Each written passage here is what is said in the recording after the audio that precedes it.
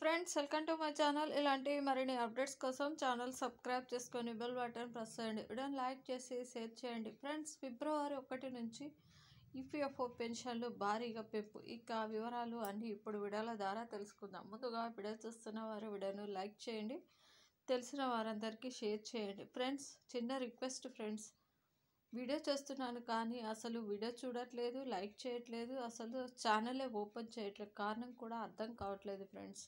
మీరు వీడియోలు చూస్తారు అని ఆశతోటి ప్రతి వీడియోలు చేసుకుంటూ వెళ్తున్నాను, కానీ ఒక్క వీడియో కూడా చూడట్లేదు.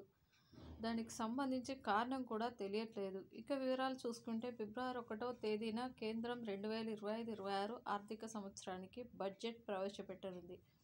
ఇందుకోసం అధికారులు కసరత్తు ప్రారంభించారు. పలు కార్మిక ఉద్యోగ సంఘాల నుంచి వస్తున్న వినతులను స్వీకరిస్తూ వాటిపై కూడా వర్కౌట్ చేస్తూ ఉన్నారు. ఈ నేపథ్యంలోనే మనకు కేంద్రం ముందుకు ఒక ప్రతిపాదన వచ్చింది. ఎంప్లాయీస్ పెన్షన్ స్కీమ్ కింద పెన్షనర్లకు కనీస వేతనం 1000 రూపాయలుగా ఉంది. ఇప్పుడు దాన్ని 7500కు పెంచాలని కేంద్రం యోచిస్తున్నట్లు సమాచారం. 1995లో రిటైర్డ్ అయిన ప్రభుత్వ ఉద్యోగులకు కనీస వేతనం 1000 రూపాయలుగా ఉండడంతో వారు ప్రభుత్వాన్ని కలిసి తమ ఆవేదనను విన్నపించుకున్నారు. దీన్ని పెంచాల్సిందిగా విజ్ఞప్తి చేయడంతో వారి విజ్ఞప్తిని కేంద్రం పరిశీలిస్తుంది. ఇది అమల్లోకి వస్తే ప్రైవేట్ రంగంలో పనిచేస్తున్న ఉద్యోగులకు కూడా లబ్ధి చేరే అవకాశాలున్నాయి. పెన్షనర్ల బృందం కేంద్ర ఆర్థిక శాఖ మంత్రి నిర్మలా సీతారామన్ కలిసి ఈ మేరకు విజ్ఞప్తి చేశారు. బడ్జెట్ ప్రవేశపెట్టనున్న నేపథ్యంలో వారు మంత్రిని కలిసి తమ పెన్షన్ పెంపుపై ఆలోచించాలని కోరారు.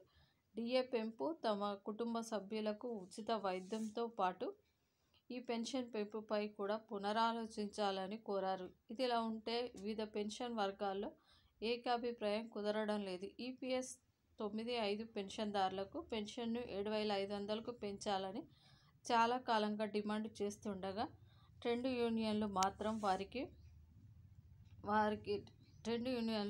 వాదన తీవ్ర విమర్శలకు దారితీస్తుంది. ప్రస్తుతం పెరుగుతున్న ధరలతో 5000తో బతకడానికి సరిపోదు అని పెన్షనర్లు ఆవేదన వ్యక్తం చేస్తున్నారు. కనీస పింఛను 1000 రూపాయలుగా నిర్ణయించాలి అని ప్రభుత్వం అయితే 2014 ప్రకటించినప్పటికీ 36,60,000 మందికి పింఛన్ లబ్ధిదారులకు అయితే ఇప్పటికీ ఈ మొత్తం కంటే తక్కువగానే అందుకుంటున్నారని కమిటీ ప్రస్తుత వ్యవస్థలోని వ్యత్యాసాలను ఎత్తిచూపింది.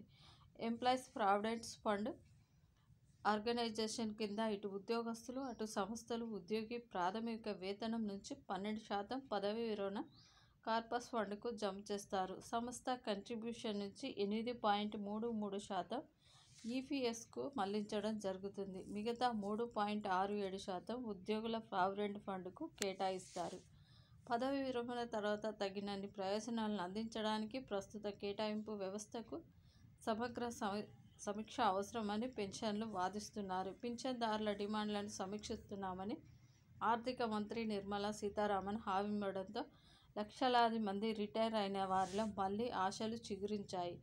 ప్రతిపాదన పెంపు 7500 అమలైతే దేశంలోని వృద్ధ కార్మికులకు ఆర్థిక గౌరవం కల్పించడంలో కొత్త అధ్యాయానికి శ్రీకారం చుట్టనట్లు అవుతుంది. నిర్మలమ్మ ఫిబ్రవరి 1వ తేదీన ప్రవేశపెట్టబోయే కేంద్ర బడ్జెట్లో 2002లో ఈ సంస్కరణకు చోటు ఉంటుందని పెన్షనర్లు ఆశతో ఎదురు చూస్తున్నారు.